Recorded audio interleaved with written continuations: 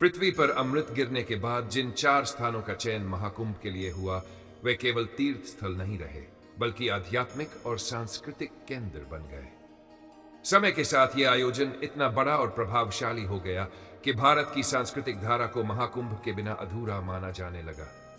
लेकिन यह समझना जरूरी है कि महाकुंभ केवल स्नान या धार्मिक अनुष्ठानों तक सीमित नहीं था। यह एक ऐसा मंच था जहां दर्शन, शास्त्र, राजनीति, युद्ध नीति, समाज शास्त्र और खगोल शास्त्र पर गहरी चर्चाएं होती थी।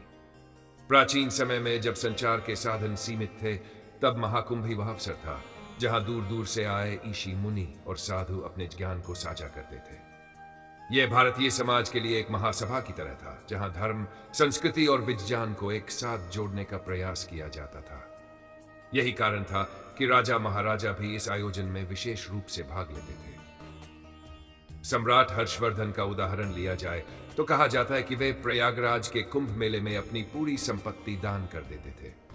वे विद्वानों और संतों से मिलते, उनकी बातें सुनते और समाज को बेहतर बनाने के लिए नीतियां बनाते। चीनी यात्री ह्वेनसांग ने भी अपने ग्रंथों में हर्षवर्धन के इस आयोजन का विस्तृत विवरण दिया है, जिसमें लाखों लोगों के एकत्र होने की बात कही गई है।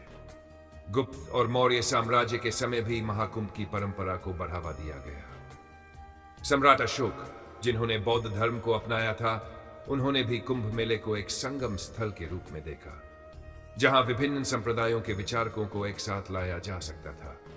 यही कारण है कि महाकुंभ केवल हिंदू धर्म तक सीमित नहीं रहा, बल्कि यह सभी धाराओं के लिए एक खुला मंच बन गया। लेकिन जैसे जैसे समय बदला, वैसे वैसे महाकुंभ का स्वरूप भी बदलता गया। मध्यकाल में जब भारत पर विदेशी आक्रमण शुरू हुए, तब महाकुंभ का आयोजन कई बार बाधित हुआ। मुस्लिम शासकों के आगमन के बाद कई तीर्थ स्थलों को नष्ट करने की कोशिश की गई, लेकिन फिर भी यह आयोजन पूरी तरह समाप्त नहीं हुआ। अकबर के शासनकाल में प्रयागराज को इलाहाबाद नाम दिया गया, लेकिन संगम और महाकुंभ की परंपरा को समाप्त नहीं किया गया। बल्कि इतिहासकार बताते हैं कि अकबर ने खुद संगम के महत्व को समझते हुए यहां एक किला बनवाया, ताकि यह स्थल सुरक्षित रह सके। लेकिन इसके बावजूद मुगलों के शासनकाल में यह आयोजन पहले की तरह भव्य नहीं रहा। साधु संतों को कई बार अत्याचारों का सामना करना पड़ा और वे पहाड़ों और जंगलों में चले गए। फिर भी जब जब शांति का काल आता, महाकुंभ अपनी पूरी शक्ति के साथ पुनर्जीवित हो जाता। जो 5वीं और 22वीं शताब्दी में जब भारत में अंग्रेजों का शासन आया, तब उन्होंने इस आयोजन को लेकर 2 दृष्टिकोण अपनाए। एक ओर वे इसे एक अंधविश्वास मानते थे, तो दूसरी ओर वे इसकी विशालता और भीड़ को नियंत्रित करने की योजना बनाते थे। अंग्रेजी शासन में पहली बार यह प्रयास किया गया कि महाकुंभ की भीड़ को व्यवस्थित किया जाए, क्योंकि हर कुंभ में लाखों लोग एकत्र होते थे और कई बार भगदड़ जैसी घटनाएं भी हो जाती थी। अंग्रेजों ने इस आयोजन पर कई रिपोर्टें तैयार की, जिनमें यह बताया गया कि इतनी बड़ी संख्या में लोगों का एकत्र होना भारतीय समाज की शक्ति को दर्शाता है। यह केवल एक धार्मिक आयोजन नहीं था, बल्कि एक आंदोलन की तरह था, जहां लोग अपने विचारों का आदान प्रदान करते थे, अपनी समस्याओं का समाधान खोजते थे और एकता की भावना को मजबूत करते थे। 19वीं शताब्दी के अंत तक भारत में स्वतंत्रता संग्राम की लहर तेज हो चुकी थी। महाकुंभ अब केवल एक आध्यात्मिक आयोजन नहीं, बल्कि देशभक्तों के लिए एक गुप्त सभा भी बन चुका था।